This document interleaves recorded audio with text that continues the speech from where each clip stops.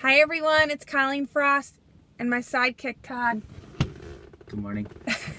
I wanted to talk about closing and funding. I have a lot of sellers and buyers, but this is more for the sellers out there. So when you go to close, let's say hypothetically we're closing on a Thursday. Hopefully, like I always say, closings are like the scheduling the birth of a child. Babies don't always come on time. Sometimes they come late, sometimes they come early. But I think it's important that when you are scheduling your closing and it's going to be on a Thursday, know that even if all parties really do close on a Thursday, and let's say they're scheduled to close at 2 and 4:30, the time for the funding and the wiring may cut off before 5 o'clock, so you're not going to fund till Friday.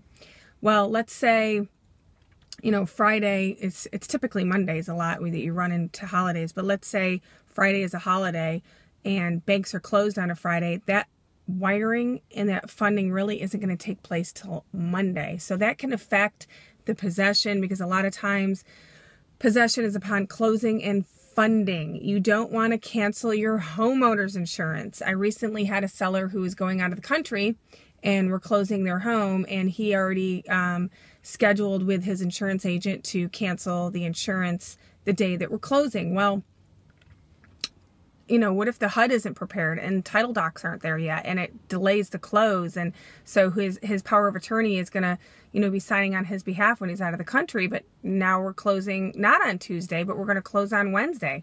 Well, before he left, he canceled his homeowner's insurance for that Tuesday. So you don't want to do that. Put somebody that you trust to contact your homeowner's insurance after you have funded. Wait until I call you and tell you we funded.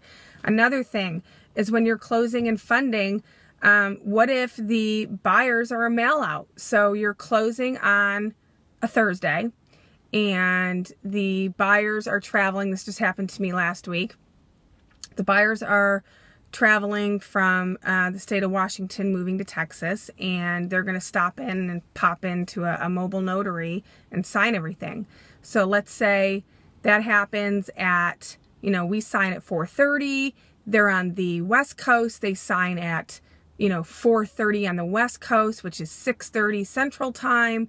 FedEx closes. They don't get it FedExed out till Friday morning. It doesn't arrive until Monday, and you need the original. So even though you're closing on a Thursday, you're not funding until Monday.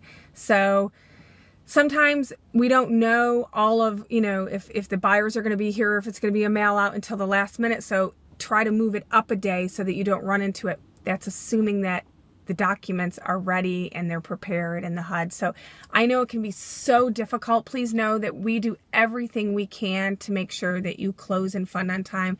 And here's a shout out to all those rockstar lenders. Make sure when you are buying a home, interview your lender and find out how they do mail outs. Find out what is their closing statistics of how often are they closing on time.